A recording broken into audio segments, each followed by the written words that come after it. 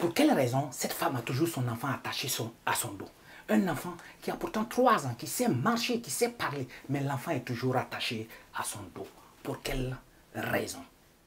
Cette jeune femme a fait la traversée du désert et même de l'eau pour arriver à Bengue. Parce que là-bas, elle estimait, elle pensait qu'elle allait avoir les meilleures conditions pour elle-même et pour ce futur enfant qui allait naître. Mais pour quelle raison elle a toujours cet enfant attaché à son dos? Et la raison, je vous l'ai dit tout de suite, n'a rien à voir avec une quelconque culture africaine qui veut que les femmes attachent toujours leurs enfants au dos. Non, ce n'est pas cela. Et pour la suite de l'histoire, je vous invite à cliquer sur le lien qui se trouve en bas pour comprendre totalement l'histoire. Cette jeune femme a fait la traversée du désert et même de l'eau pour arriver à Bengue. Parce que là-bas, elle estimait, elle pensait qu'elle allait avoir les meilleures conditions pour elle-même et pour ce futur enfant qui allait naître. Mais pour quelle raison elle a toujours cet enfant attaché à son dos? Et la raison, je vous l'ai dit tout de suite, n'a rien à voir avec une quelconque culture africaine qui veut que les femmes attachent toujours leurs enfants au dos. Non, ce n'est pas cela. Et pour la suite de l'histoire, je vous invite à cliquer sur le lien qui se trouve en bas pour comprendre totalement l'histoire.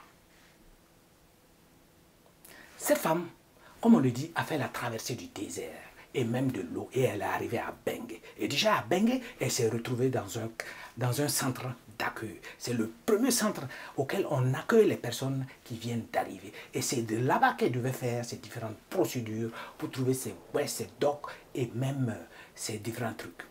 Et dans ce centre d'accueil, elle était déjà presque à terme. Elle va avoir son enfant. Et heureusement, dans le même centre, elle se retrouve avec son copain qui sera par la suite son mari. Mais tenez-vous bien, avec la difficulté de la langue, la barrière linguistique et même la culture, ça sera très difficile pour elle pour pouvoir s'intégrer. Parce qu'elle avait toujours ces notions africaines en tête où l'enfant est l'enfant de tout le monde, où tout le monde peut te donner des conseils par rapport à comment éduquer l'enfant et même t'aider dans les différentes tâches. Pourtant ici, à Bengue, c'est une autre chose. L'enfant, c'est avant tout ta propre responsabilité. C'est toi qui es le parent de l'enfant et c'est toi qui dois prendre en charge cet enfant-là. Difficulté linguistique, les saisons, elles ne maîtrisent pas car les différentes saisons ici ont leurs vêtements et leurs chaussures. Si tu ne connais pas les saisons, c'est très difficile pour toi. Et pour la première fois, l'enfant tombe malade. On amène directement l'enfant à l'hôpital, qu'on le soigne. L'enfant, justement, est hospitalisé pendant 2 semaines. Je vous dis bien, pendant 2 semaines, l'enfant est resté à l'hôpital. On a fait les différents soins et elle est ressortie tranquillement avec son enfant. Elle était très contente parce qu'elle a admiré le système de santé qui était vraiment au point, qui l'a aidé à soigner rapidement son enfant. Mais elle ne maîtrise toujours pas les saisons. Elle ne maîtrise pas la culture. Il y a la difficulté linguistique qui est là. Et pour la 2e fois, l'enfant se retrouve de nouveau à l'hôpital. Et cette fois, ça sera la fois qui sera très difficile pour elle. Encore 2 semaines à l'hôpital. Vous savez, quand vous arrivez à l'hôpital, surtout quand vous êtes étranger, avec un petit enfant, il y a un préliminaire, il y a des questions qu'on commence à te poser. Pour toi, ce sont des questions anodines. Non, on essaie de faire l'histoire. Comment est-ce que l'enfant se retrouve à l'hôpital? Si par hasard, il y a des marques et des coups sur l'enfant, tu es déjà foutu. Parce que là, ton dossier va aller plus loin. Mais elle, dans son cas, l'enfant, après le diagnostic, avait une bronchite très aiguë. Et là, automatiquement, ça a alerté, on a commencé à alerter les services sociaux et même les policiers pour comprendre. Parce que cet enfant est maltraité, selon eux. Comment ça se fait qu'un enfant qui est encore petit, qui n'a même pas encore 1 an, a cette maladie très grave? Les services sociaux ont été contactés. Et ceci, quand ils se mettent sur un dossier, c'est pour aller jusqu'au bout. Donc 2 semaines après, on la libère en l'invitant tout simplement de revenir plus tard, c'est-à-dire 1 semaine plus tard pour récupérer cet enfant. Et elle était très contente parce qu'elle était très fatiguée. Pendant ces 2 semaines, elle n'a pratiquement pas dormi. Elle était au chevet de l'enfant. C'est vrai que l'enfant avait des traitements, des soins, mais elle était très fatiguée. Pour elle, c'était une occasion, pour ces 1 semaine-là, de pouvoir se reposer finalement. Donc après les 1 semaine, elle court rapidement à l'hôpital pour récupérer son enfant. Pour elle, c'était juste pour prendre son enfant et rentrer à la maison. Dès qu'elle arrive, surprise totale. Le lit de l'enfant est totalement vide. Il y a une autre personne qui a déjà occupé la place. Elle commence à se poser des questions. Elle est paniquée. Elle ne peut pas parler parce qu'il y a la difficulté linguistique qui est là. Il y a la barrière de langue qui se pose. Les cultures sont totalement différentes.